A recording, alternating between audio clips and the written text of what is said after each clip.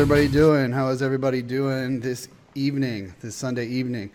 It is a little bit before 8 p.m. Eastern Standard Time. This is Josh Jemmy. You guys probably know who I am. And tonight's going to be kind of fun. We got a special guest here that we'll be bringing in. Ronny Cameron will be bringing him here in a minute.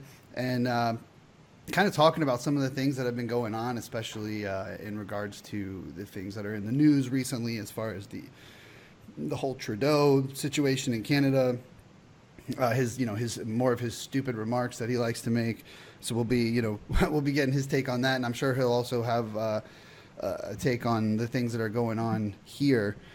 So actually, now would be a good time, guys, to go ahead and hit that share button if you haven't already. Also want to let you guys know that if you look up in the top corner over here, there it is. Okay. In the top corner here, your Periscope comments and your YouTube comments will show up there in the stream.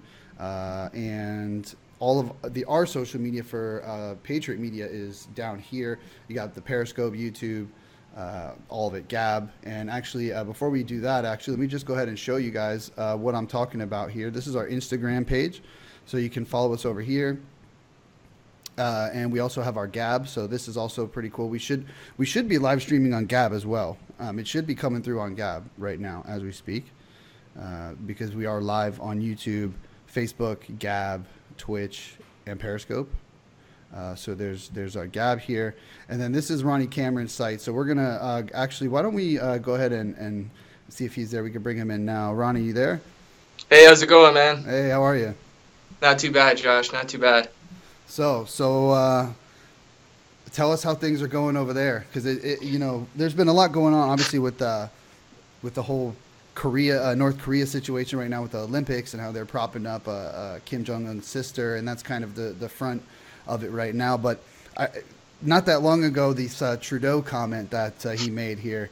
But first of all, maybe we should just play it for him. You think? Play it for everybody and get your reaction. Yeah, sure. Play the clip and let everybody have some context. Yeah. Okay, let's see. Here we go, guys. Let's see if we can get it to go here. So that's why we came here today to ask you to also look into the policies that religious charitable organizations have in our legislation so that it can also be changed, because maternal love is the love that's going to change the future of mankind. So we'd like you to look into we like to say people kind, not necessarily mankind. What an idiot. Okay. Oh, man. Question. What an idiot. So this guy over He's here. such a moron. Yeah, so tell me what. So unfortunately, this is your leader over there. So why don't you tell everybody how that makes you feel about when you hear such a stupid thing like this?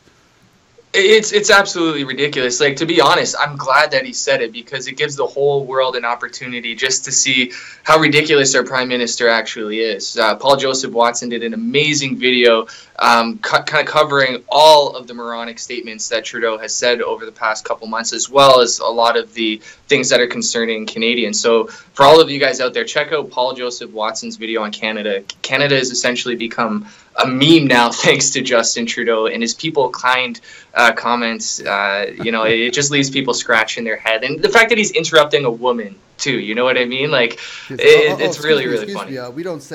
We don't really say mankind. First of all, it's not. There's no. What is people kind? There's no. It's like called humankind.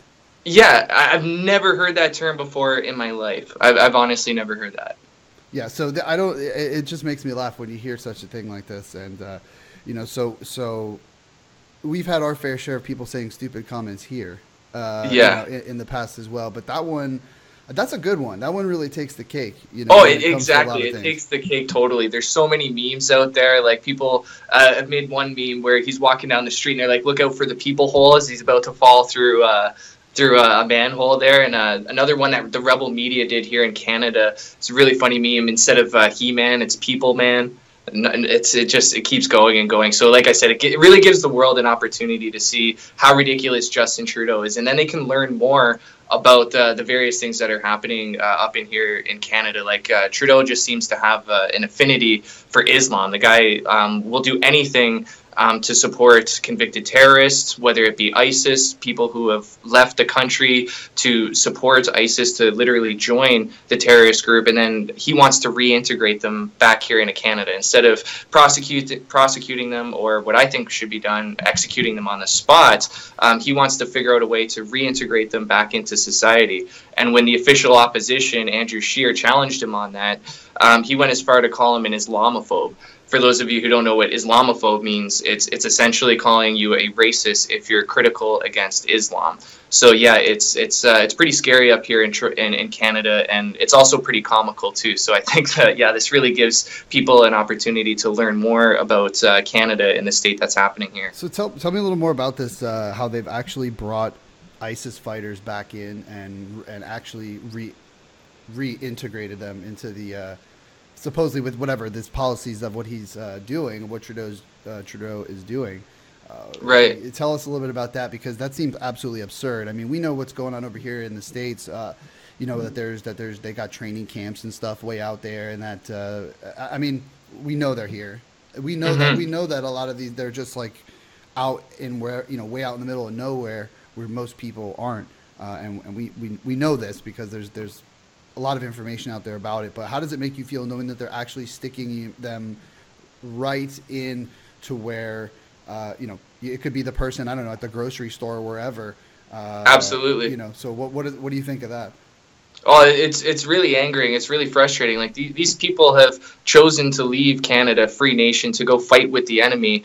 And as far as I'm concerned, when you join the enemy, that's it. You're cut. There's no bringing you back and reintegrating you into society. So yes, these ISIS fighters, Canadians who left the country, who went and joined ISIS, they were captured overseas. And rather than being executed, like what China does when they capture Chinese ISIS fighters, rather than prosecuting them to the absolute fullest, putting them in Guantanamo Bay or what have you, like the U.S. does. No, our Prime Minister wants to figure out a way how to reintegrate them into society via therapy class, group sessions. The official opposition here, Andrew Scheer, has kind of mocked him and made fun of him, saying, haiku poems and group therapy sessions is not how you keep Canadians safe.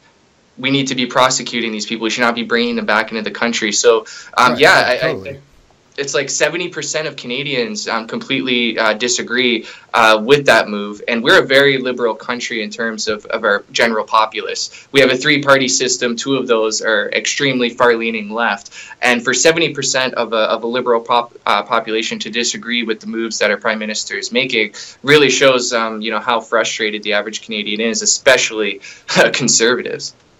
Yeah, totally. And also when we're talking about this, I'm just seeing this here that Israel is warning Iran about the situation in Syria that's going on. So this seems to be something that's like breaking going on right now, I guess, or very recently this happened. So I'm just looking at this because this is the problem. What people don't realize about Islam is that you have the two main Shiite and Sunni, right? You have the two different ones, and what was pointed out really well the other day by Rand Paul in his speech that he gave, where he pointed out that all of 16 or something out of the 19 hijackers were from Saudi Arabia, which we know, and this is I think this is Sunnis are the ones who are always the really the violent ones who we've ran into as being terrorists, which I found that to be kind of interesting because there's always been this dynamic of them fighting forever, like those two groups within Islam fighting each other forever. And my main concern with the whole Islam thing is, number one, how they're allowed to lie, like right in their religion, like it's okay to lie to push their agenda. So, I have a big problem with that because Takia. Yeah, exactly. You can't you can't trust. I mean, how can you trust?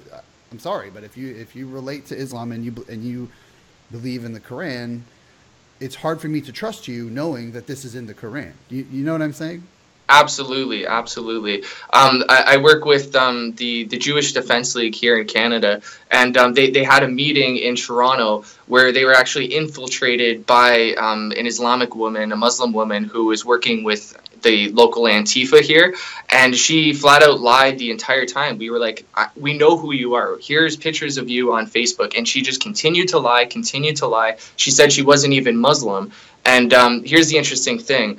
In Islamic law and Sharia law, not necessarily Sharia, but in the Quran it states that you can lie to the enemy, and you can say that you're not a Muslim only if your life is essentially in jeopardy, if you're in danger. And she wasn't in danger. We were allowing her clear entrance to the door. She was allowed to leave. We just basically said, we know who you are. You shouldn't be here.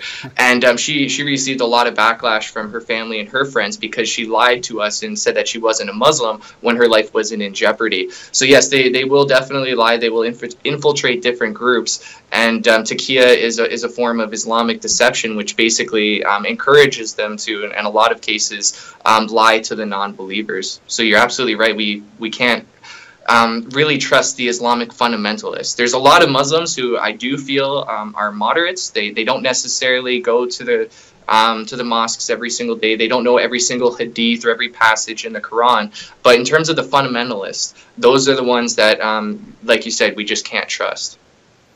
Yeah, it's funny because the way I sort of look at it, and I don't know, maybe this is good, maybe this is bad, is I how can, look, I don't know. I would like to hear an explanation from the so-called moderates of what the passages in the Quran, if they don't mean exactly what they mean, which is what they say, then what do they actually mean? Do you know what I mean? Because some of them are pretty straightforward. I mean, they're not, right. It's not like, oh, we could maybe interpret this to mean something else. It's basically like, kill all the non-believers, and like you could take as many wives as you want, and whatever, all these different things. I mean, I don't know the line specifically, but that's the general idea. Oh, yes. okay. Well, they kind of use the excuse that there's different ways of going about things for different times. I completely disagree with it, but I'm just kind of giving you an understanding of what their argument would be. And in the Bible, God obviously calls for war in different circumstance based on, if the people he's talking about are ungodly. So I guess the typical Muslim would say that under these circumstances, God allows for people to conduct themselves this way, but under peaceful circumstances, this is how Muslims should be. And what people have to understand in order to realize what jihad is all about is there's different components to Islam in order to accomplish their global agenda. So there are divisions of Islam. We're having a little specifically bit of try to be friendly and nice and come off peaceful. With Ronny here. Hold on 1 second. Hey, Ronny, your connection is breaking up a little bit over here. So you're kind of cutting in and out. Okay. So yeah, I'm not sure if there's anything you could do about it or not, but yeah, give me 1 second. I'm just gonna try to do one thing here. Hopefully it works. Yeah, no problem. Yeah, so this is guys. This is kind of just like a random live that we decided to do. We weren't sure if it was actually going to end up happening tonight or not. We had discussed it, but we thought, hey, we'll come on here, we'll do a live, and here we are. So is it any clearer now? Is it coming through any better? It's actually better now. It is, yeah. Okay. Yeah, just let me know if it starts coming in and out, if it gets all wonky, and I'll do my best to try to address the issue if I can. Yeah, definitely. Yeah. So what was the last thing that you heard me say there? We were talking about the moderates, basically, and how you were saying your explanation that you were trying to give for even though you don't agree with it, of what they would say. Right. Yeah, I think essentially they would just argue that there's different times for different things, or different things for different times, and it's all about interpretation. So one passage, I guess, in the New Testament that I kind of compare to is, men and women shouldn't wear the same garments. It's kind of like a sin for women to wear men's clothing. And obviously, in today's day and age, we don't live by that, right? Well, can you hear me? Am I cutting out? I can hear you. Yeah. Right. So you're saying like Western culture doesn't really push that same type of ideology is what you're saying.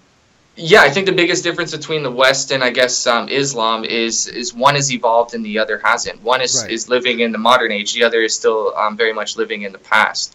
Right, right. So for me, what I think is the major thing about it is that it's not even so much that, like, if they want to live in the past, let them live in the past. But what they're trying to do is they're trying to drag everyone else into the past with them.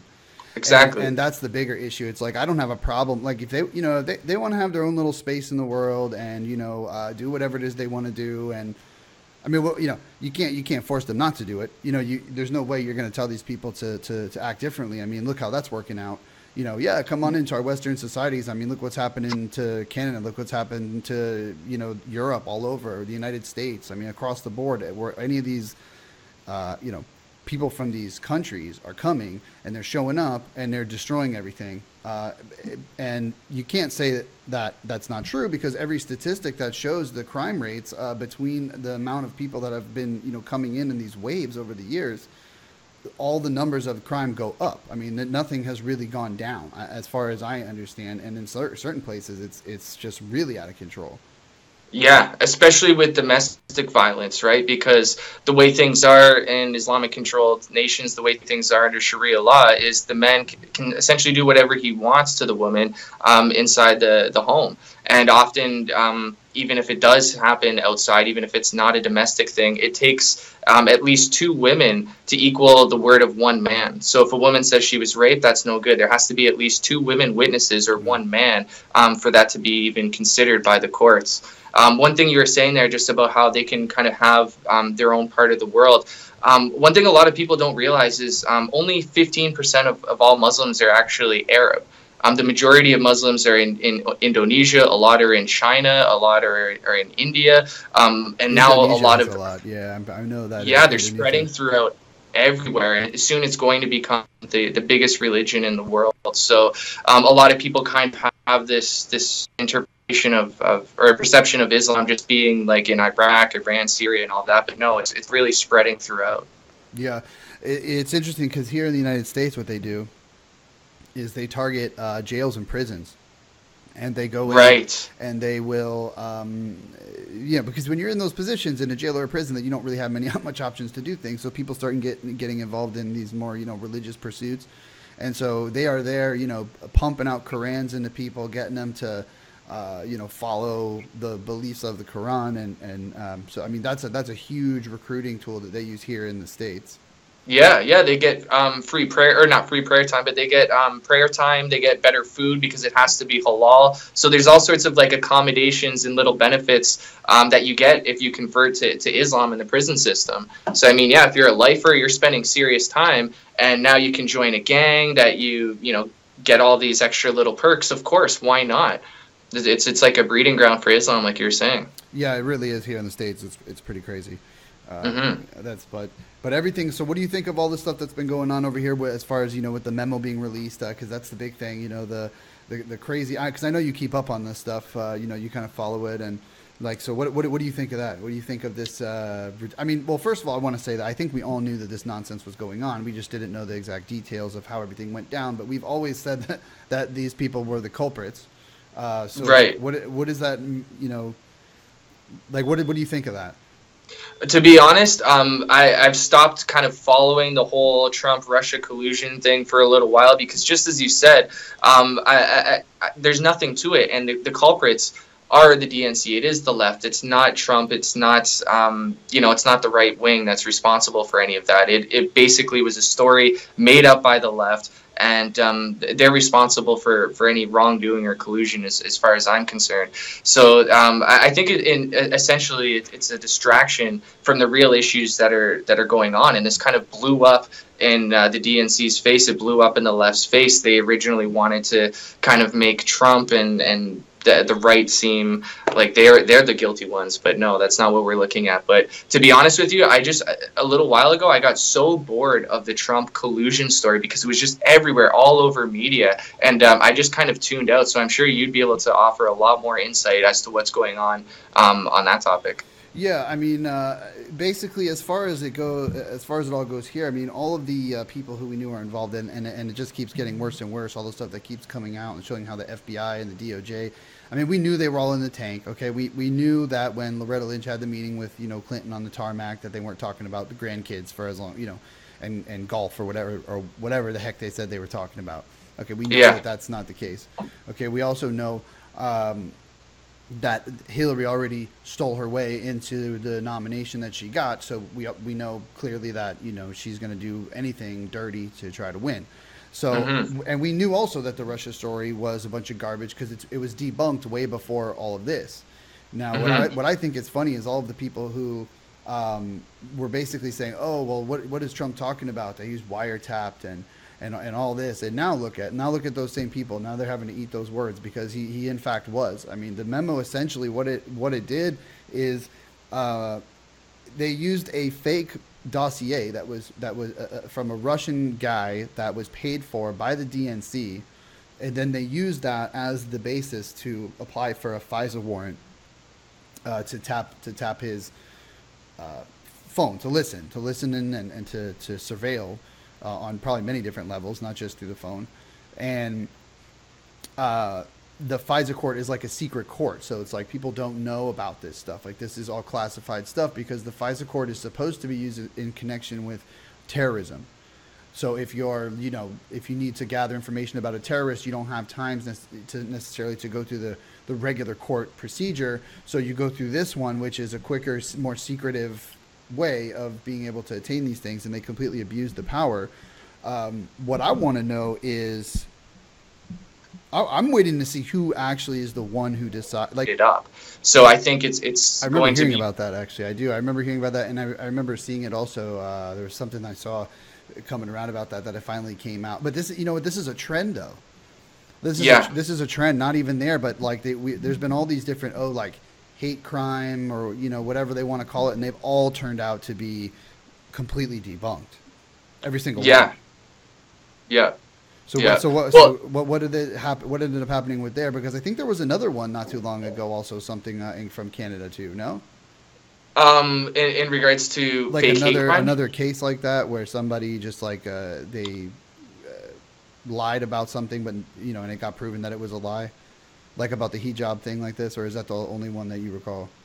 That's the only Canadian example, at least recently, that I can recall. But there's been tons in the States, right? Like I think it wasn't the Navy. I think it was the Air Force, where there was a black guy who said that he was being harassed, ridiculed, and that somebody wrote the N-word on his dorm room or whatever, and it turned out to be totally false. He was the one who wrote it. There's tons of cases in Europe of people, women reporting being raped, and it comes out that it's not true. So it's not just always racial hate crimes or anything like that. There's tons of cases of women making up fake reports as well, or allegations.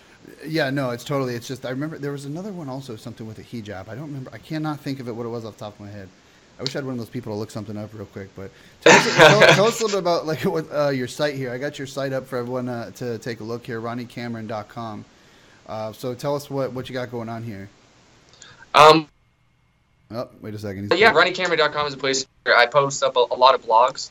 I upload most of my videos on Facebook and YouTube. So RonnyCameron.com is a great place for me to just write blogs, spread more awareness that way. And sometimes I'll include some links and things like that. And yes, obviously you can check out the different links there to my Facebook, Twitter, see all my videos, memes, and that kind of stuff. Yeah, because I'm looking at the top of your page there, and it has a link to all of your other social media. It looks like you have little buttons there, so that's cool. So you can just click on it and connect with you. Yeah, it's a great place for people to go. It's kind of like a one-stop shop if you want to get to know who Ronny Cameron is. Yeah, that's awesome, man. Well, listen, I just wanted to kind of jump on here, do a quick little thing. The main thing was about the, and I think just for the sake of fun, let's see if we can. Oh no, this is the full context of the thing. That's not. I wanted to go back to the video, but oh well, too bad. Not going to happen, I guess. Right on. Actually, and you know what I could do? Let's see if I could do it, because I want to play how stupid this thing is again. This guy, he's such a clown. Let me see if I can. Yeah, play that clip again. Everybody I want to needs see if I to can do get it that. queued up. I want to see if I can get it queued up over here to. Let's see if it'll work. Of course, I'm getting a phone call now. Yeah, no, it's not gonna want to.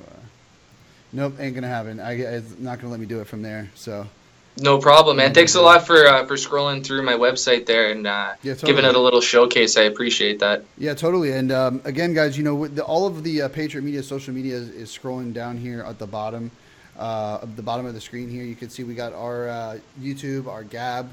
Let me just go ahead and show you those again, guys, one more time. So this is Ronnie's page here, RonnyCameron.com. And then this is our Gab page. So gab.ai/Patriot Media.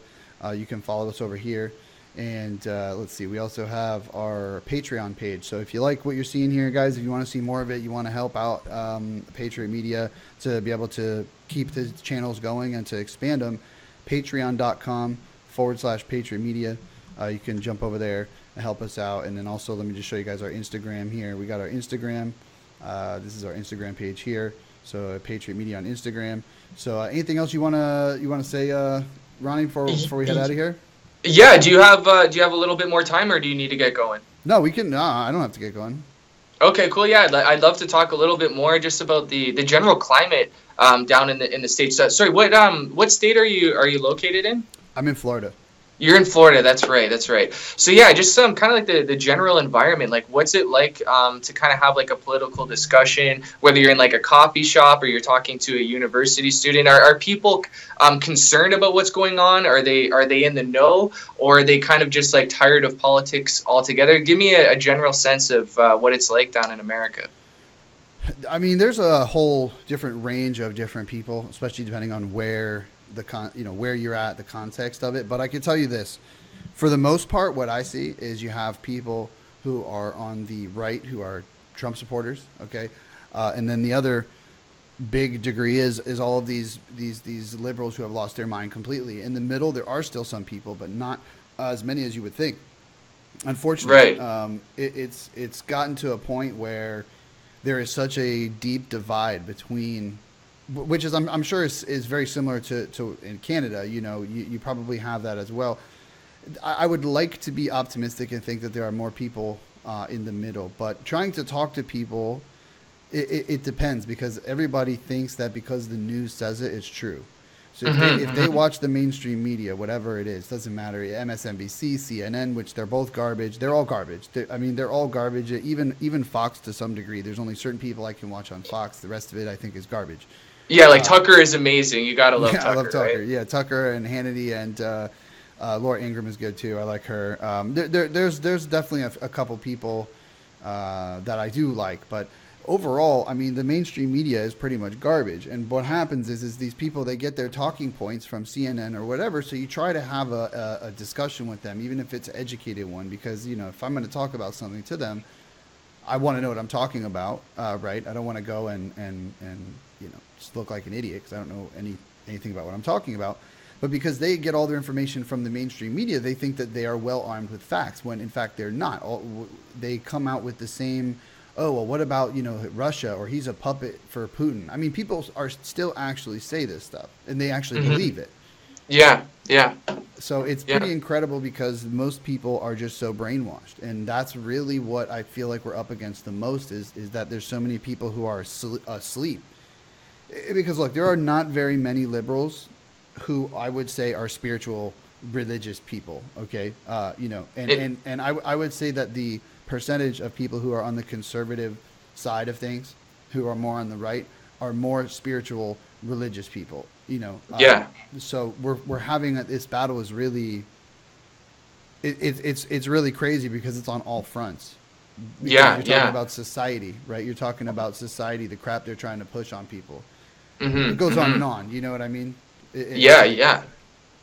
If you describe yourself as a Trump supporter, if you describe yourself as a conservative right winger, are you generally met with the impression that you're a racist or you're a bigot from whoever it is that you're talking to? It depends. It depends on if they're triggered or not. It depends. If they're like a normal person, you might be able, and they're not like in a trigger mode, you might be able to get through to them a little bit and at least have a friendly conversation, even if you don't agree at all.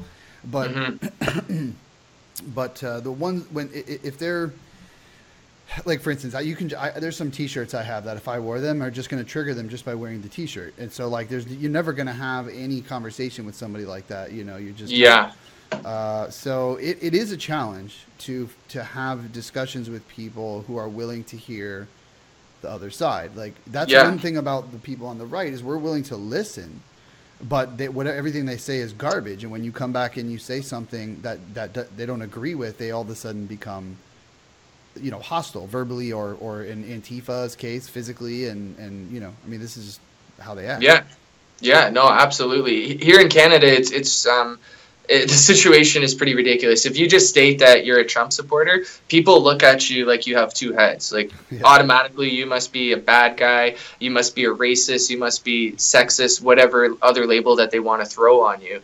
And it's really hard to just have a civil discussion with somebody. They just associate Trump supporters as being like neo-Nazis. And it doesn't even matter what color skin you have. It doesn't even matter if you're Chinese, black, Jewish. They'll call you a white supremacist. I have one buddy, he's fellow president, and he's Asian. He's actually from, I believe, Connecticut. I forget where exactly, but he's originally from the States. He's Asian, and he's been called an Uncle Chong.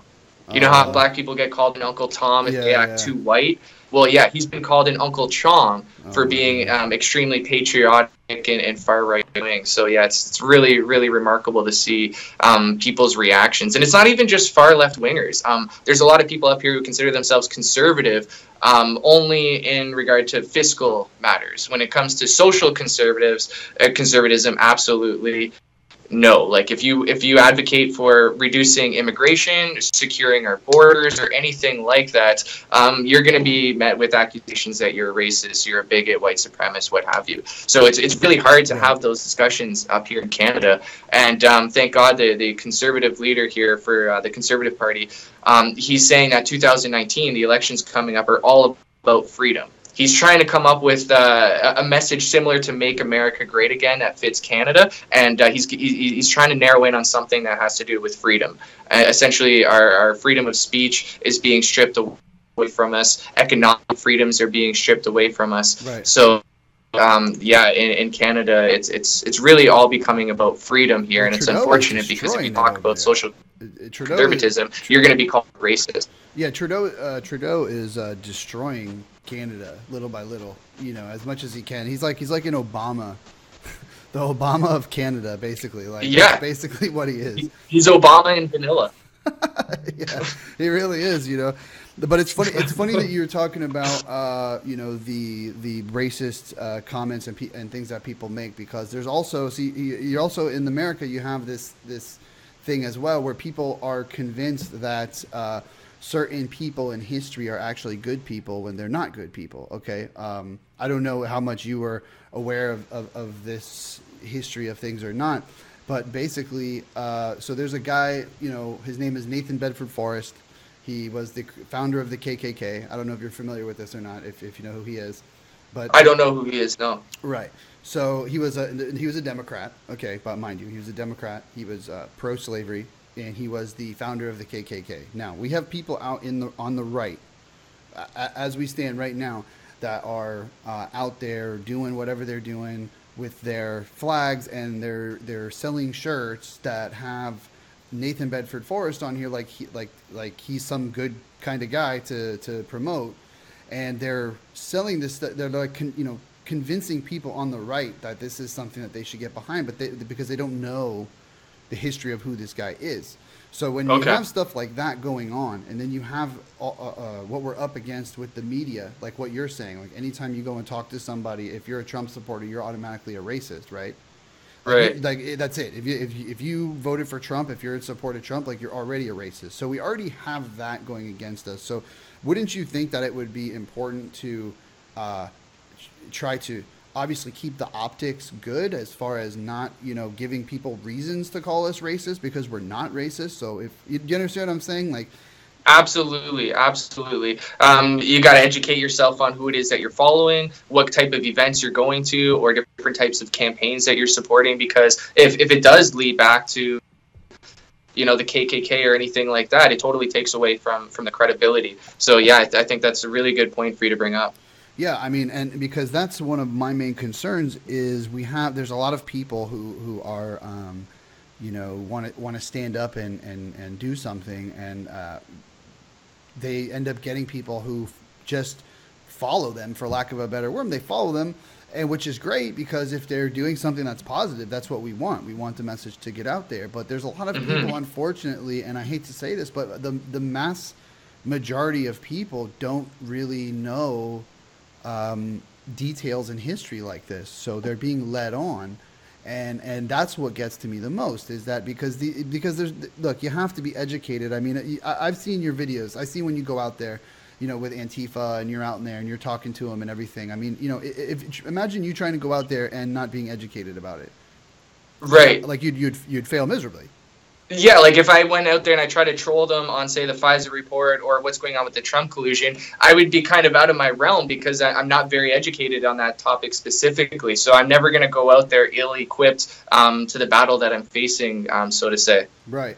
And the main thing is because this is one of the things that's disputed as far as this monument stuff that's been going on, which I don't know how familiar you are with that, as far as them taking down all the Confederate monuments. And what these people don't seem to realize is that this is the Democrats just trying to erase their own history, because all of these people were Democrats. Now, we are not for removing the statues, okay? But let me make that very clear. I do not think that the statues should be removed, but this is one step away from the Democrats being able to rewrite history books completely and get people to believe that they are the party of the underdog, which is what they have people believe now, when in fact they're the history of the party is oppression, slavery, I'm saying Jim Crow laws, everything. That's all Democrats.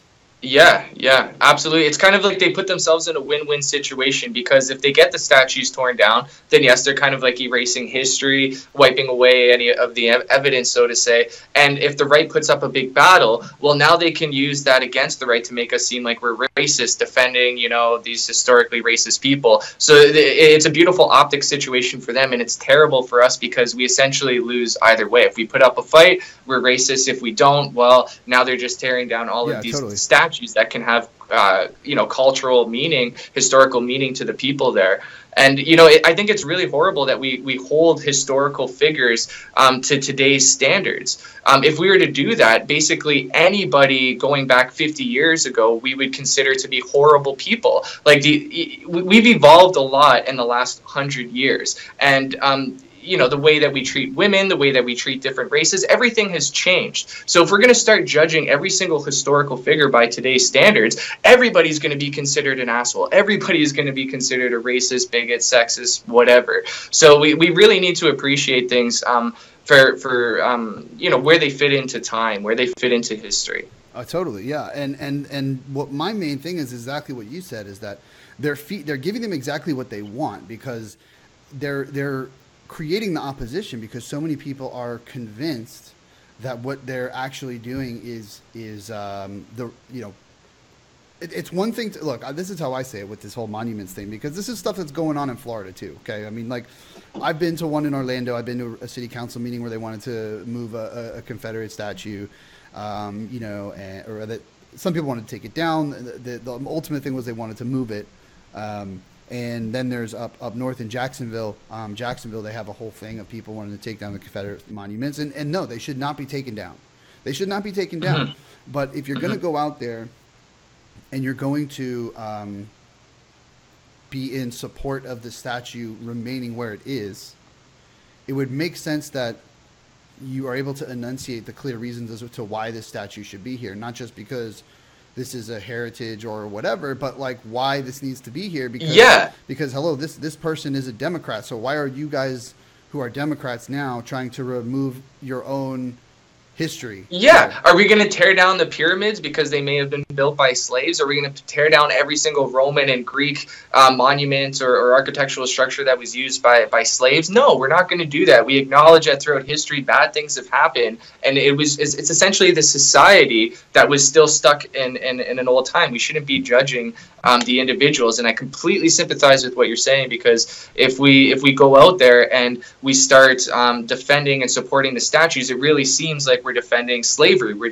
defending the way that society was in that era, but we're just defending history. We're defending culture, and we shouldn't be removing any negative components to our history. I want to know everything there is to know about Canada. I want to know everything there is to know about America that is relevant, has an impact on history, whether it's good or bad. I think the majority of the things we learn in history tend to be the negative side. That's what really interests people. So it's not so much about preserving this crazy enthusiasm for old school slavery or anything like that. It's enthusiasm for preserving history. Right, and for me, I think that I'm liking some of the changes that I'm starting to see out here. We're starting to see in at least the United States here, we're starting to see more people everyday people starting to step up and run for office of different places now. We're starting to see that more and more because we're tired over here. We're tired of the establishment candidates. We're tired of all of that, and so more and more people now are coming out. Do you have anything like that in Canada where you're starting to see where, like, from a very grassroots type of environment, you're having candidates come out and who are going to be running for office locally or however it works over there? Yeah, we do. There's a fellow by the name of Doug Ford. He's the brother of Rob Ford. I don't know if you've heard about Rob Ford, but he was the crack smoking mayor of Toronto.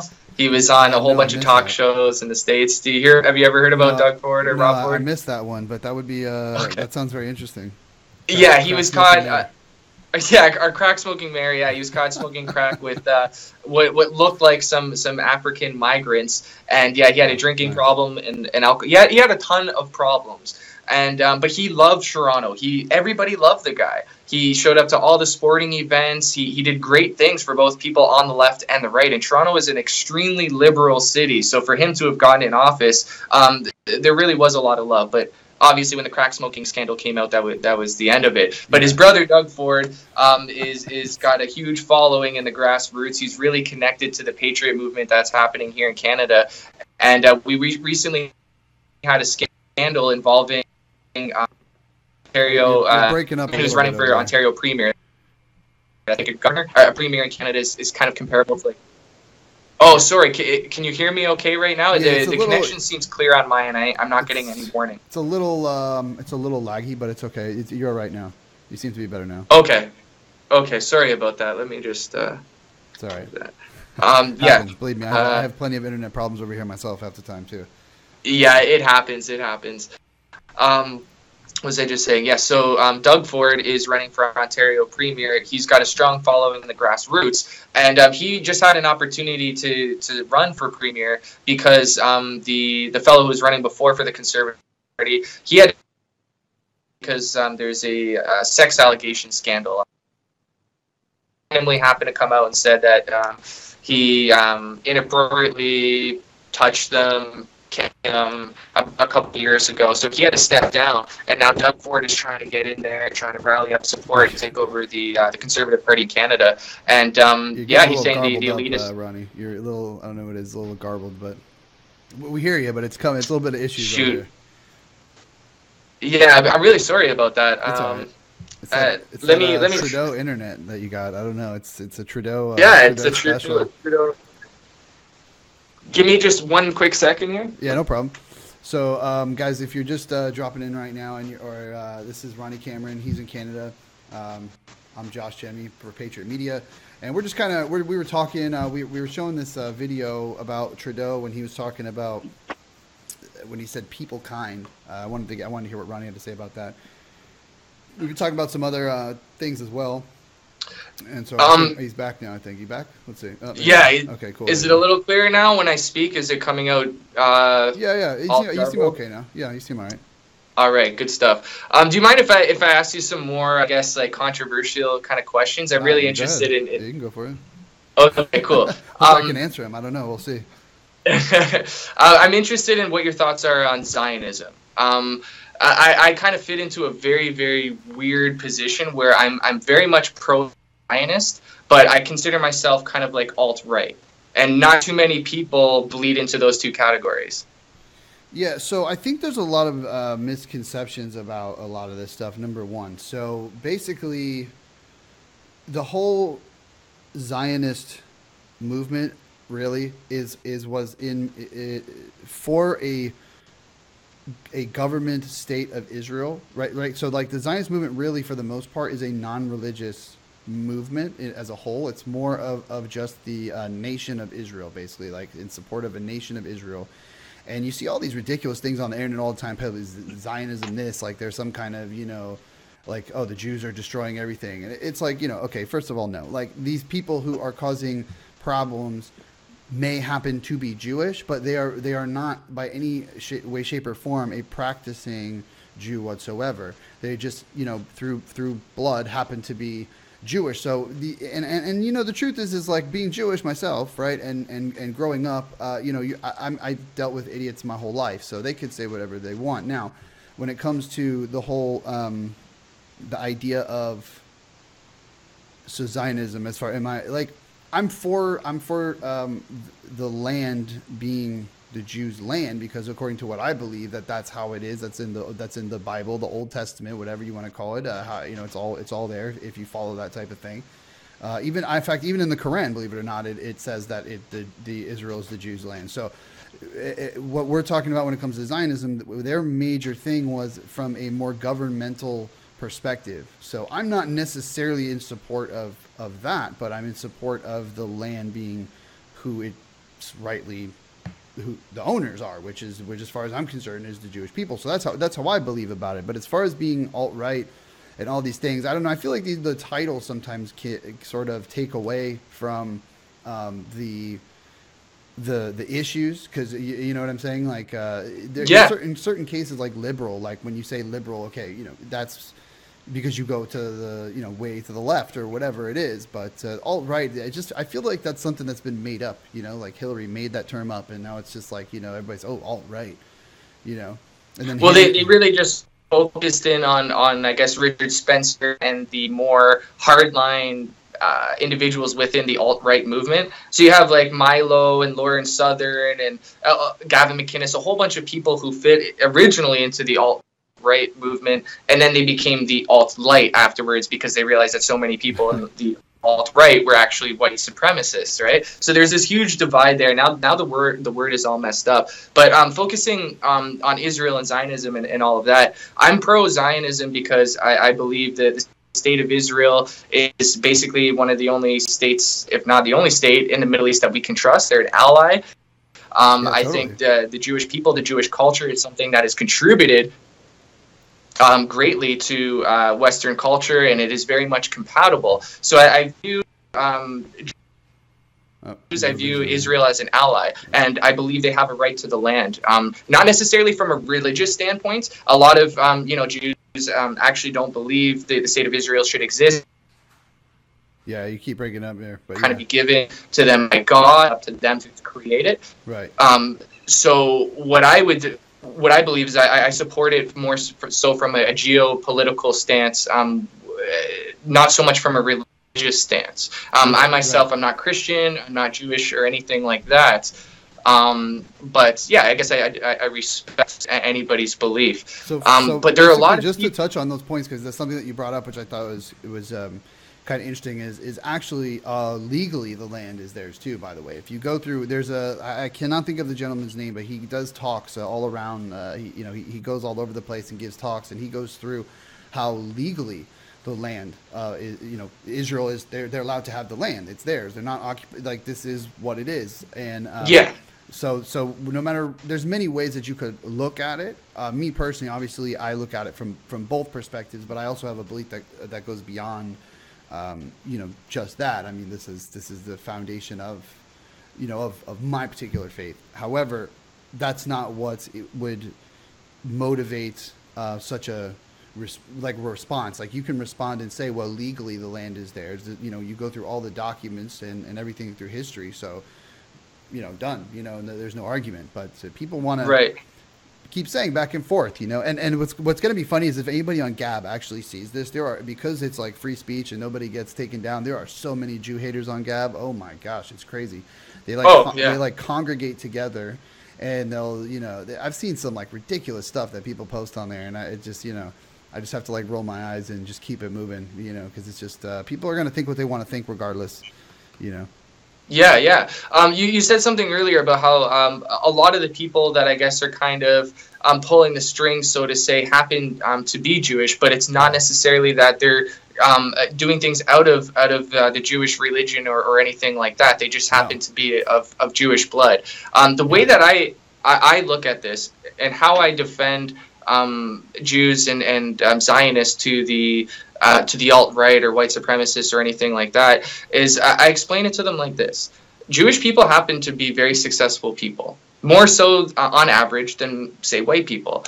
On average, white people tend to be more successful than blacks. So when we look at, say, for instance, politicians or lawyers or doctors or anybody who's essentially successful in life, I wouldn't be surprised to see a high percentage of Jews following perhaps Asians, following whites, and following blacks. That's just how I see things. I believe that we're very much a product of our culture, not necessarily our biology. And I believe that Jewish culture is essentially very successful, or it breeds success, even more so than, I guess, normal white people or whatever you want to say. So I do acknowledge that a lot of people in these power positions happen to be Jewish, but I don't necessarily think that there is this grand Jewish conspiracy a lot of the people on the right. I don't know if you agree with my analysis. I'll tell you this. I think you're statistically what you're saying is probably true. I don't have the statistics in front of me to back it up, but that sounds, I can tell you this. I can tell you that the Jewish people have been like the smallest, number of people throughout history. They've always been the smallest, and they've survived up until now, after being persecuted for thousands of years. So I don't know, something is going right, And when it comes to the aspect of these people that happen to be Jewish, so when we look at one of the worst offenders, if not the worst, George Soros, okay, and we look at this guy, right? Yeah, he's Jewish, okay, but guess what happened? He got handed off to Nazis, basically, because they swore that he wasn't Jewish, and he helped collect items from Jewish homes while the Jews were being rounded up and sent to, the concentration camps and were being expelled out. And so he doesn't even believe that there's a God, like when you talk to this guy. So what's funny to me is, on one hand, you have this guy who is not associating with religion at all whatsoever. Believe me when I tell you, that guy does not represent Judaism at all. Oh, I know. But yet you got the same people who are saying that, it's a big Jewish conspiracy, and they're claiming it on Judaism. But the guy's not even practicing Judaism. So how does that have anything to do with, it's people don't understand, I think, what actual Judaism is, because we live in a world today where the society, okay, like in the United States, for instance, what dictates most of society is Hollywood, the mainstream media, all these people who are in the spotlight all the time, and whatever they end up doing, it gets pushed out. The extent that these different entities in society will go to appease the left. It's also, Hollywood. It's also a cultural thing too. Like football is big, is big culturally in the United States, and what they did is they pissed off the everyday American, right? That's what they did. They pissed off, you go to places in this country and the whole towns are veterans. Like every single person in that town is like a veteran or has, served the country in one way or another. Like those entire towns are probably not, look, when DirecTV has to give refunds for their NFL Red Zone package because of what happened, and they're actually giving them out left and right. Like, obviously they did something wrong, okay? Because everybody who knows, in fact, there was a guy who was, I don't even know if he's in here now, but I think there was another guy, I think Rich on Gab. I don't know if he's still in here or not, but I think I remember watching something where he's talking about how he doesn't watch it anymore. He's not interested in it, and I don't either. I could care less. Yeah, I totally tuned out. I watched the Super Bowl just to have some fun, relax, and it was actually a really good game. I was rooting for Brady. It sucks that New England lost. I thought he was going to come back there, but yeah, it's like what you said. It's sports are fun. It's a good time to get together with buddies and just relax. But when it becomes your life, when you know every single fact, every single stat, you're betting, you're watching the drafts and the pre and post game. It's like, come on, man, open your mind, watch some educational YouTube videos, hit up Patriot Media, learn some stuff, there we go. and get out of the box.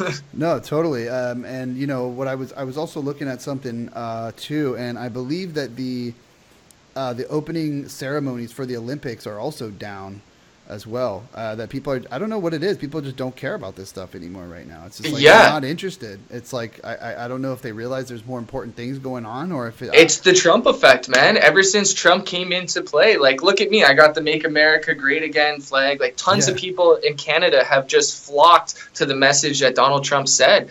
He's bringing it back to the way things should be. And, that's resonating throughout. And people are so happy and enthusiastic to see that we finally have a leader. We finally have a representative that speaks to the middle class, that speaks to conservative Canadians and Americans. And it's giving us an opportunity to free ourselves from the shackles that is TV and the mainstream media. More people are going to Twitter and Facebook and independent sources to get their information. They're tired of the commercials. They're tired of the advertisement. And I really do feel that there's more of like a community, almost spiritual type of aspect to Trumpism. You were talking about earlier how a lot of people on the left are lacking a spiritual element to their worldview. And I really feel like a lot of people on the right are connecting to this, I don't know, almost like mysticism that Trump has created. I don't know if you can see that or relate to that or not, but I think it's unbelievable how much. I think what Trump has done is he's woken people up. He's woken people up and got them to realize, you know what, we don't have to be these slaves anymore of the government. It is actually possible that we can do something and fight back at this swamp, because that's what it's been happening. I mean, we've just been taken over for decades. This has been on this path for a long time, and so people are. They're very invigorated right now. Okay, the American population is very, very invigorated right now. The fact that Trump is president, the fact that 2018 elections are coming up, we want to get the Democrats out. That's a big thing, and people are also at the same time. Okay, if they want to keep pushing this impeachment thing, that's going to cause some real problems in this country. Okay, that is going to. I mean, if they think that they're going to get away with impeaching Trump without people going out and causing a big scene, and I think it will turn violent. But unfortunately, I mean, look, if they try to push forward this impeachment stuff that they keep trying to do, and they actually are successful impeaching Trump. In fact, I saw a video, Roger Stone saying the same thing, that it's going to become very, very violent. And I can guarantee you that the people who got Trump elected are not going to sit back and just let that happen. No, God, no. Let that happen. God, no. I think if Trump didn't win the election, if he didn't beat Hillary, I don't even want to know what it would be like out on the streets in certain places. That election was do or die. It was really, really setting the course for America and for the West in so many different ways. And if Trump were to be impeached, if he were to be assassinated, if anything happened to the man, I'm sure the right would be out in huge numbers that would just make these protests and riots created by the left look like a joke. So it would be a nightmare. It would be a disaster. It would be a disaster. It would be absolutely disastrous. There's one thing I got to touch upon here. When you're talking about the Olympics and the ceremony, one of the reasons why I think Trudeau said his whole people kind blunder there was because we recently changed the lyrics in our national anthem.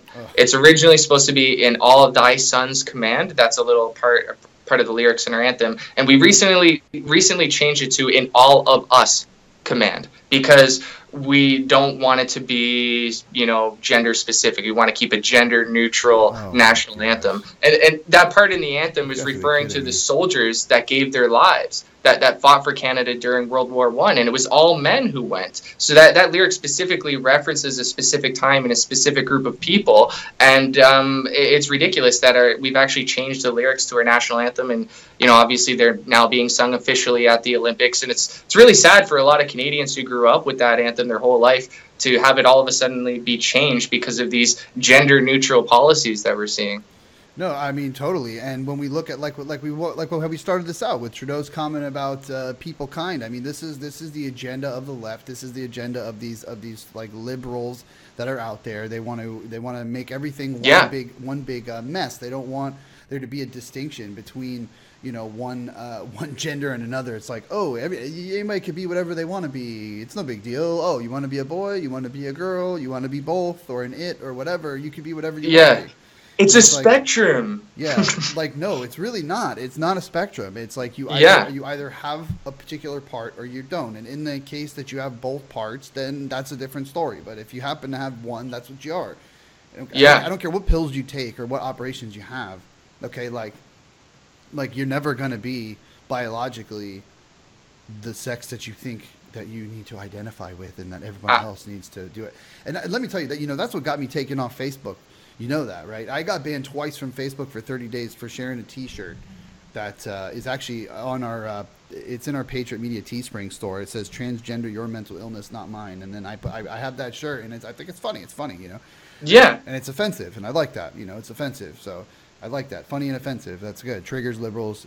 I mean, look, if you got to deal with them, you might as well have fun with them at the same time sometimes. Yeah. So, I mean, that's what it is. Gender dysphoria is a mental condition. Yeah. And we're treating this mental condition by changing the body rather than giving treatment to the brain. These people need therapy. They need help. They need support. I would never advocate for like going out and shaming individuals or attacking individuals. If I meet a transgender person and they want to be called Tiffany and they're biologically John, I'll call them Tiffany because I don't really feel like insulting or having a huge fight with somebody. But in terms of, do I actually believe they're a woman? Can I not have the right to believe that, no, biologically you're not a woman, even though I'll call you Tiffany? Absolutely. And I do believe on a certain level it's like a mental condition. And to just go a little further with that thought, I know people who have been addicted to drugs, who drink too much, who perhaps even have a really crappy diet. They eat too much McDonald's. Right. I will judge them or at least have an opinion about that. But it doesn't mean that I judge their entire character. I might sit there and say, smoking isn't a really good idea. Eating all that McDonald's isn't a good idea. I don't think being transgender is a good idea, but it doesn't mean I'm going to judge your entire character to the point where I want to assault you or harass you. So I think people on the right need to be able to put it in that context where we're not trying to go out there and bash individuals. Right. We're just trying to touch upon an issue that is affecting a lot of people in society, whether it's what bathrooms they can go to or how their children are being raised up. No, I totally. I mean, so tell me what is your, like, give me an experience of something that you've had where, you've, like, what's with the bathrooms in Canada? Like, are they allowed to just go and use whatever bathroom they want, or like yes. What's the story with that? Yeah, they can use whatever bathroom they want. There's nobody holding them back from that. I've seen transgender females, I guess you would call them, men to female, going in women's bathrooms and nobody saying anything, nobody doing anything about it. And yeah, it's really odd. It's really weird. Like, I guess if the person's very passable, what they call them, if it really looks like a woman, it's not so awkward. But when you see a dude with like some facial hair and the big Adam's apple and these big man hands walking in, it's like, I don't think I'd really feel comfortable if I was a girl next to you in the stall there. Like, do they sit down every time when they pee? Do they stand up like a man? I don't know. Yeah. So look, I got this queued up again here. So let's watch this again. This Trudeau with his lovely comments over here. Let me see if I can back this up over here, guys. Let's do it. So that's why we came here today to ask you to also look into the policies that religious charitable organizations have in our legislation, so that it can also be changed because. Maternal love is too much, isn't the it? love that's going to change the future of mankind. So we'd like you to look we like to say people kind, not like necessarily mankind. Not necessarily so mankind. that's why we came here today to ask you it's more inclusive. also look into the policies that religious charitable organizations have in our legislation, so that it can also be He's just an embarrassment. That's all I can say. Maternal love is the love that's going to change the future of mankind. So we'd like you to. We like to say people kind, not necessarily. What a clown, man! I mean, really, this is who's running your country, man. I'm sorry, bro. But listen, we had Obama, so that wasn't a whole lot better. Yeah, that wasn't a whole lot better. But see, now you guys earlier deal with it. We had it I for posted years. up a meme of Obama and Trudeau standing beside each other. The caption was "Dumb and Dumber," and people were kind of split between which one they thought was the worst leader, Obama or his vanilla version up here in Canada, Trudeau. Yeah, they're both bad. They should both go off and have fun with each other up on some island and just bye, see you later. Yeah. So I'll see you later. But anyway, man, yeah. So so what else? Anything else you want to wrap up with? What's trying to think if there's any questions that I might want to ask you. Oh, recently this will be good for all of your viewers, your supporters, and followers to know. Mark Zuckerberg and Facebook have been implementing Here we go. new algorithms and new, I guess, newsfeed kind of policies or whatever, where they're really going to try to be cracking down on what they feel is fake news or untrusted sources. Yeah. So to make sure that you can continue to see Patriot Media and all your favorite groups, just go on to the follow button, hit the follow button, and click see first to make sure that the content continues to pop up in your newsfeed. Otherwise, it can get lost and deep down there because Zuckerberg and Facebook don't want you to have access to real news. So love what Patriot Media does. I love that you guys brought me onto your last page and are bringing me on here again. That's really cool of you guys. So make sure you don't miss Patriot Media. Hit that follow button and hit see first. Yeah, and so this is Ronnie's page right here that we have up on the screen right now. RonnyCameron.com. You can check him out here. He's got his blogs. He's got the link to all of his other social media. Excuse me. Also videos. He's got memes, a little memes area. He's got everything going on over here. And guys, also for Patriot Media, if you, we have all of our social media scrolling down here along the bottom of the screen. It's been going on the whole time here. We got Twitter, Periscope, Instagram, and we do have the new Facebook page. If you guys are watching this on Facebook, if you want to click, make sure that you click the like and the follow and that you set to see us first. Otherwise, Facebook will drop down the post. If you're watching us on Periscope, give us a follow, and also you can retweet it. And on Gab, if you guys are watching this on Gab, hello. We're starting to do more broadcasts on Gab. I think that there's a future there because it is free speech. They won't take any of my stuff down. Let me just pull this up for you guys real quick here. This is, in case anybody has not seen it yet, this is what it's going to look like when, if you ever have a page taken down by Facebook, what it looks like. Okay. So basically, this is what they showed me right here. Let me make this a little larger for you guys. I'll just put it right over me. I don't really care. So this is what it looks like if you haven't seen it. If you've ever had a post removed from Facebook in the past, you'll know that it comes up to this screen that says, we removed something you posted, da-da-da-da-da, and then it shows the actual post. Well, here it has my entire page. It just says Patriot Media, and it looks like something you posted doesn't follow our community standards. Yeah. So there it is, gone, and then Patriot Media just vanished. This is our new page. We're still fighting to get the old one back. We are working on that. So just make sure you guys are following us and that you connect with us in all of our different areas. And I want to thank Ronnie for taking the time to come on here. We talk every now and then, but we both, we got stuff going on. Ronnie's we've actually had contact for a long time ago. I remember when you were on Facebook, like a long time ago. We were friends on Facebook, and that was like when Patriot Media first got started. I mean, that was like over a year ago. I saw you did a video, went viral, and you had a following there, and I was really interested in what you're doing. I seen that you're kind of doing something similar to what I was doing up here. I think I might have shot you a message, and then you got back to me, and yeah, I'm really glad that we have this connection. I look forward to doing more videos with you as well. Like, this has been really cool to just kind of jump on randomly and just like an improv video, but it would be great to like kind of, formulate like, I guess like a little bit more of a game plan. We can go into specific topics a little bit more detailed for your audience, and then perhaps maybe even cut it up afterwards, put on little sections on YouTube or whatever like that. For sure. No, I mean, the main thing was I thought we should just get you on here and get something going. And really the main thing was to be able to test out me being able to bring you on here, because I have never used this whole Skype in the thing before. And so it was really neither have I. To come on here and do it. Yeah, it looks pretty cool. I don't know if you're able to watch it on your end. Yeah, I got it up here on my tablet. I've been watching over on the side, just seeing the comments pop up and various things like that. So I think it's really cool that you managed to link up the software and have it so you can broadcast in all these different platforms at the same time. You got to let me know how you did that. Yeah, man, no problem. I can let you know. It's a little bit of a process, but it's totally worth it because we're trying to get the message out. And I know the same thing you're trying to do. You got Canada. I'm working here in the south, in the southeast part of the United States, but the message is the same. That's the thing, and that's why I think this is so important. Is that people have to understand that yes, I'm in Florida and you are in Canada, right? Toronto, right? You're in Toronto, correct? Right. So Toronto. Now, clearly, I can't do anything directly for Toronto, and Toronto can't necessarily directly do anything for me here, but I can do here and he can do there. But when we see that the message and what we're fighting against is the same, no matter where we are, really in the world almost at this point, because this is an attack from people who are trying to shape the world the way they want it to be. Okay, and they want to flood Western countries with migrants to repopulate them, to basically change the entire makeup of these countries. They're doing it to Canada. They're doing it to the United States. They've been doing it to Europe. Europe's taken a beating. Okay, I mean they're taking a massive beating. How would you compare Canada, like what's going on with Canada, to Europe? I mean, in certain parts of Canada.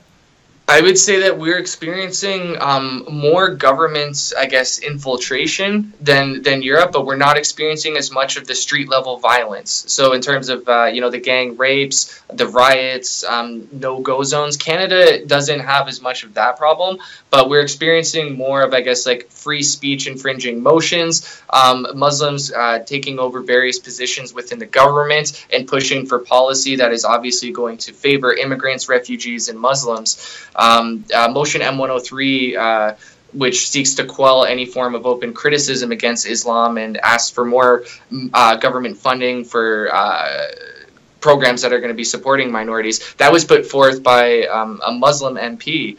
So, I mean, it's really odd that we have all of these things happening up here in Canada, these different positions that are being filled up by Muslims. And I'm really worried about how things are going to be in the future. As well, it seems to be this opinion that Islam is a religion of peace and that it's compatible with things like feminism and LGBT and Canadian law. And we know that it's not. Yeah, no, so it's kind of like a psychological warfare that's happening here in Canada as opposed to a street level warfare. It's kind of like similar to the propaganda they're putting out in Germany and different places about how it's like, to be culturally accepting. It's like, oh, the hijab, like everybody should have one. It's like that's what they're trying to do. But they're doing it here too. Because when you look at the Women's March whole thing going on, right? I mean, this is a worldwide joke is what it is. You have Linda Sarsour, who's one of the heads of this thing. Oh, I hate that woman. I cannot stand that woman. No, I can't stand her either. I don't know if you got the chance to see it, but I had some footage. I went to there was an event in Miami here. It was called the Women's March Power to the Polls event. Me and my wife, we went undercover basically. Like I tried to look like a liberal, if there's such a way to do. I mean, I have like a Solar City hat, like, oh yeah, global. You got to send me that link. No, I didn't see it. I got to see that. Oh yeah, so I have the whole thing where I actually have my glasses, where I don't know where they're at right now, but I have a pair of pivot head glasses that are basically sunglasses with the camera right in the middle here. And so I'm just walking around, and it was crazy. Those pink hats were all over the place. You had people that were completely losing their minds. And then these kids try to come up to me and start convincing me about this candidate. And they're like, oh, so I'm like, okay, so what's his policies, And he's like, oh, well, he wants to invest in education and for debt free. I'm like, oh, really? So how's it getting paid for? And he's like looking at the pamphlet, like, well, I think you should look at the website. And I'm like, okay, dude, you're out here trying to tell me that I should come and vote. I mean, because basically they think I'm one of these brainwashed people in the crowd. They don't think I'm actually going to give them a pushback. And then we started having a conversation, and I don't think they realized it, because we started talking about solar. I started poking at their hypocrisy. In fact, my wife was with me. Do you remember that? Remember when the guy the guy, I don't know, she's sitting over here. You remember the guy from the Women's March thing, when he was trying to convince me of the candidate? Remember that? How I was just like, he had nothing. It's on video. I mean, you can see it, but it's hard to. It's on our YouTube channel, Patriot Media. It should be up on there. There's the entire thing. I don't think I released that. I released just clips of it, and then I think some other footage. But anyway, back to the point is that, so you got Linda Sarsour out here talking about women's rights. Paula says, bye y'all. I'll try to be on next time. All right, see you later, Paula. People are like, oh no. Like I was talking to somebody. Okay, I was talking to somebody the other day who's grew up in France, and I was trying to explain to this person, like, look, I don't know what you're. First of all, they were trying to say that I can't think of what her name is. The lady that was running against Macron that lost. I can't think of what her name. Le Pen, right? So he was Right. saying that, oh, well, you don't know her father. He was a big anti-Semite. I'm like, okay, if he was, he was, but I don't. That doesn't mean anything about her. Number one. Number two is Macron is a puppet. Macron is a puppet, and when we look at what he's wants to do to further the nonsense that's going on in the country. Okay, I mean, there's all types of crime that's going on over there from migrants. It's rampant across all of it, and you try to defend it, and you're like, no, it's not happening. Like, yeah, it is happening. It is happening. Like it is happening, and hundreds of thousands, like hundreds and thousands, right, of migrants over the time. Not hundreds of thousands, but it is probably hundreds of thousands over a period of time. Yeah. Are flooding in, right? And a lot of them are coming in through Italy. This is what a lot of people don't even realize, that a lot of them are coming in through Italy, and they play this game where one boat will take them out, a few miles out, and then this like recovery team or whatever will come and pick them up and bring them in through Italy, and then they make it in there and go everywhere else in Europe. Yeah. I don't know if you follow Lauren Southern at all. Do you know who Lauren Southern is? Yeah, I know who she is. Yeah. Mm-hmm. Yeah, Canadian girl. She's awesome. And she went over to Europe, and she actually tried to intercept one of the ships with the Identitarian group over there. It was like Project Europa. I forget exactly what it was called. And yeah, she filmed the whole thing, and she lost her Patreon account because of it. The director of Patreon or whatever. Yeah, I remember that. Yeah, I posted about it, that her Patreon account got deleted. Yeah. Right. Okay. So yeah, you know all about that situation, obviously. It's crazy. Yeah, no, Europe is going through some stuff that I don't think we're experiencing here in North America. One of the reasons why I don't think America... I hope we don't. Sorry. I hope we don't. Like, we're not experiencing it yet, but I hope we don't. I think part of the reason why is because we have a tougher street presence than Europe, whether it's gangs or just the youth culture in general. And I think it would be a lot harder for Muslim street gangs to take over New York, LA, Dallas or whatever, when you have these old school biker gangs, Mexican gangs, black gangs. You don't really have that type of culture in Europe for the Muslims to combat. They essentially have these tame, softened white boys that are told to do everything they can to turn the other cheek if they're attacked or assaulted. So I think that Europe is just like a playground for these very aggressive 20 to 30-year-old men to kind of just have their way with a more passive, tame society. And I think America and Canada, we have a little bit more balls to within our street-level community. What do you think about that? Yeah, I mean, I think that, it's just a different culture. It's like a different culture here. Like, I know for the United States, number one, like, firearms is a big part of our culture here. Right. Due to this. So when you're talking about these other countries, like, they have a lot of firearms companies in there, but not a lot of them have such a thing as, like, the United States Constitution, which guarantees you that right through an amendment. Yeah. And so it's a little bit different here because our whole and this is something I was trying to explain in another video when it was actually talking about the Rand Paul speech, where Rand Paul was talking about why are we sending money to all these countries and about all the different wars and everything that we're in. And what I've recognized is you can't force a democracy, right? You cannot force that on somebody, because let's look at how the United States was founded. We had to fight for that. Right. I mean, not me personally, but the people who came here, our founding fathers, the people of that time, they had to fight for it. And that is because they actually really wanted it. So we're going into all these other third world countries over here, and we're invading them. We're staying there forever. We're spending all this money. Then we're building stuff for them. I don't even know if you know about this, but if you haven't seen the Rand Paul thing, you should actually check it out, because we spent money to build a natural gas factory in Afghanistan, and then they realized that no Afghanis actually have natural gas cars, so then they bought them a bunch of natural gas cars, and they also decided to make them a televised cricket league, in Afghanistan, and then they realized that the Afghanis don't have TVs. So this is the kind of stupidness that we're dealing with, of money just being wasted. Like, this is not a joke. Yeah. It's funny when I say it, but, like, this is actually legitimate. Like, I think a third grader could have come up with a better plan than what happened there. Yeah. Yeah, no, absolutely. That is absurd. That is ridiculous. There's all sorts of these little stories and scenarios that come up, and it just makes you scratch your head and think, like, what the hell is going on? It's like they're being obvious with I guess their agenda, so to say. If you look into it, you can really see what's happening. It's not very challenging.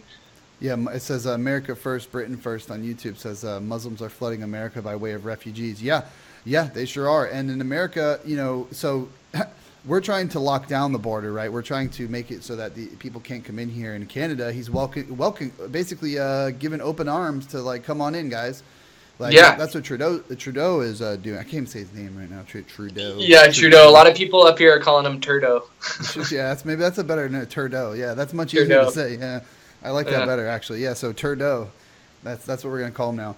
But apparently, like from what you've said, from the stuff I've heard you say, and everything that's going on there, so Trump is trying to stop them from coming into this country.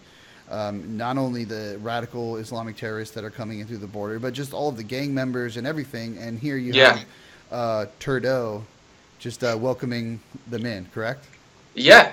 Our RCMP, which is our Royal Canadian Mounted Police, kind of like our FBI. They were told to stand down. They were told to not arrest, not detain any of these illegal immigrants coming into the country. Instead, we built these gigantic tent cities for them to just stay, for them to just kind of hang out and wait for our government to allow the proper processing and the proper avenues for them to get hooked up with all these different benefits and government assistance programs. And they're handing over thousands and thousands of dollars to these illegals. It's insane. And it's sickening. Our veterans up here are asking for proper benefits from the government, and Trudeau says we don't have enough money. We don't have enough money to pay you guys. The crowd did not seem pleased by that. Not at all. Nobody does. How does this joker how is he in office? Like, I how don't did know. he get there? It's his name. He's a good-looking guy. Like his father, Pierre Trudeau, was prime minister before. He had a lot of international kind of popularity. So Justin was able to ride that, and he's, I guess, a good-looking guy with a nice haircut, and he's young as well. So that it's just a popularity contest. Like Canadians aren't very political. We know more about American politics than we do our own politics. So when it comes to election time, and we're shown this image of a stiff, rigid, typical white guy on the right, and then there's this young Justin Trudeau who's getting along with the LGBT and feminists and Black Lives Matter and everything. It's a no-brainer for the average Canadian, which is unfortunate. I've seen you have. It's funny because you have all the same groups over there, basically, that we have over here. I think the only one you guys don't have is the Red Guard. You guys have that?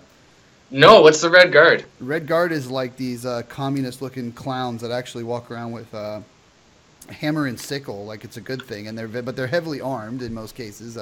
In places like Texas and stuff like that. Yeah, check them out. It's called Red Guard. It's basically It's another clown show, but it's basically like Antifa's older brother. It's basically right. I think we do have that up here. They just don't necessarily fly the banner or any of that, because we have tons of Antifa members come, and they're holding those communist sign with the hammer and sickle. And I don't know if this is connected or related at all, but they're actually wearing red bandanas and red scarves and red masks instead of the black ones. It could be, yeah. It could be. I don't know if that's coincidental or not, but yeah, they seem to be a little bit more. Actually, that is what they wear. They wear. So yeah, they wear stuff we like do that. Have that. Yeah, I mean, I don't know if it's an actual group or they're emulating them, but that is what the group wears themselves, yeah. Right, yeah. They're like these copycat kind of organizations. I think Canada is experiencing all the same problems that America is, just to a much lower degree, like in terms of the radical left. Like we don't have the same violence and destruction that you'll see at, like, say, when Milo went to Berkeley. It doesn't get that crazy up here. But even if it's just a small 10-man, 15-man protest, somehow Antifa finds out, and they'll have anywhere from 5 to 100 people show up calling you a Nazi and a white supremacist and whatever. Just one story I got to throw in here before we go. I mentioned earlier how I work with the Jewish community here in Toronto, the Jewish Defense League, which is very different from the American Jewish Defense League, mind you. The American Jewish Defense League was more of an aggressive type of organization, to say the least. In Canada, it's much more just activism oriented, street level, grassroots activism. And there was a fellow in the organization who gets made fun of by the Muslims at school. He's, called different names from kike to Jew boy by Muslims at the school he goes to. And he showed up at one of our rallies. And as he's walking through the rallies, Antifa's throwing eggs at him. They're throwing confetti. We had to rush over and help the poor kid. And they were calling him a Nazi. They were calling him a white supremacist. So the poor kid at school, he's being called, Jew boy, kike, this thing. It's so horrible. It's so bad. And then he comes to our rally, he's being called a Nazi. It's like being Jewish in Toronto is really hard. unless you're ultra liberal or something like that. But if you're a conservative Jew in Toronto, it's really hard. So there was just this natural kind of relationship that built between conservative Jews and patriotic Canadians. Yeah, I know Montreal has a big Jewish community, but that's about the only place I know that people go to. That I know of Montreal, which is a different from where you're at altogether. But yeah, I mean, yeah, it's you know what's unfortunate is a lot of the Jews who are Jewish, right? They're Jewish, but they're not necessarily so like religious observant. Jews. Right, like they're Jewish by blood, and they are Jewish 100%, but they aren't necessarily so involved in the actual observance of being a Jew necessarily. Maybe they are to what their knowledge is, but the ones who are very secular always tend to lean to the left, and so then I agree. The remainder of the Jews, like myself and others, we end up taking the brunt of it because they think that all the Jews are like on this left wing crazy agenda of trying to destroy the world, which is not true at all. And so it's just kind of ridiculous because a lot of people are just very, very ignorant, and I'm not really sure what prompts them to want to just paint it in that way and not really try to investigate it fully. They only want to try to find stuff that serves their agenda of what they're trying to push. Exactly. Exactly. Like, I'm against the globalist agenda. I'm against, or I'm very much for Western nations preserving their culture, preserving their identity, and that doesn't necessarily mean that there's a Jewish or Zionist conspiracy against us all. And I think a lot of people on the right that are upset about globalism, they're upset with how our government is selling us out. The only way for them to make sense of it is to have a scapegoat, right? That's the way things work. So I wouldn't deny that there are a lot of Jews, a lot of whites in power positions that are kind of pulling the strings. But I think that's just indicative of society. Like, we happen to see a lot of whites and Jews in positions, high positions, whether it's doctors, lawyers, investors, or what have you. So it's natural that we would see them in political power positions as well. And I think it just sucks for I guess religious Jews that fit to the right of the political. Let me kind of point to how ridiculous it is, right? Political spectrum, because you receive backlash from your own community. Right. So, think of it like this. Like, imagine if you were. Sorry, was I mumbling? Was it all jumbly there when I was talking, or was it okay? For a second, it did, yeah. But think about how dumb this is, because this is basically what essentially what they're saying. So imagine if there was a Japanese guy, right? There was a Japanese guy. He was, or a bunch of Japanese people who happened to be up at the top of things, and they happened to be associated somehow through some bloodline of something, right? But they have no connection to it except for that. That's their only thing, is through a bloodline, and they're out there committing and doing all these horrible things, and everybody says, oh, well, all Japanese people, because they're all like this. That's basically what they're doing. You're taking everybody and throwing them into a basket, and it would be the same thing if you did it with any group, blacks or even liberals, to be honest with you. Because you know what, I think a lot of them are just brainwashed. I think they're good people. I just think they don't know that their head is so far up their ass they don't know what's going on. That's the truth of the matter. You nailed it on the head, man. Liberalism is the real problem. A lot of people say, okay, well, Hollywood is presenting this far left, globalist type of ideology in their movies, and it's all run by Jews. Well, okay, there's a lot of Jews in Hollywood in power positions, but they're liberal. It's not like it's conservative religious Jews like yourself who are actually fighting the good fight. It's liberalism that is hijacking Hollywood, not Judaism or Zionism. So I really don't like that people are blaming Jews for all of our problems. Not like everybody's doing this, but there is that component. It's a large amount, and it is what it is. It always you'll find them. It's like a little cesspool. They always seem to show up. It's like, oh, here we go again. The Jews are taking over, destroying the world. People again. You know what I mean? Yeah. It's like, come on.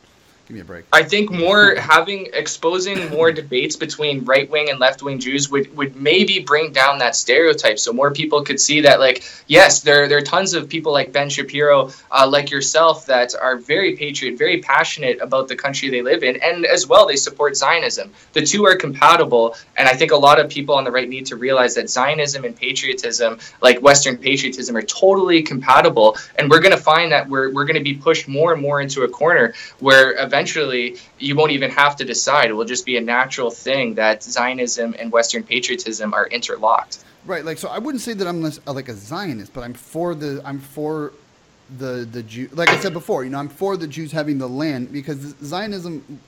That's what the Zionist is. Well, they're right. They're for the Jews having the land in a very sort of secular sort of way, which is all I'm concerned about is the land itself. Like if people want to live secularly, whatever they want to do, that's fine. But it should also be in a way of the people who want to live like myself should be able to do that as well, which is basically how it is right now. The main issue becomes is the state greater? Like, what are you first, right? That's the main question. Like, is the government the end all be all? That's kind of like how they're making what they're doing in the United States here. There was some like creepy things from a while ago that Obama did where it was like to promote some things that the state was providing, and it had like this lone person with no parents, with no nothing, and it kept on saying like, what was her name? I don't even remember what her name was, but she would go through all these life events, and then it said like under President Obama, da da da da da da da. Like basically the government was becoming greater than like their family, their parents, and everything like that. So the only issue I have is that at the end of the day, like I'm proud of, like I'm a patriot, 100% because this is where I'm born, this is where I live, and I'm absolutely believe that. But if I'm not living here, let's say.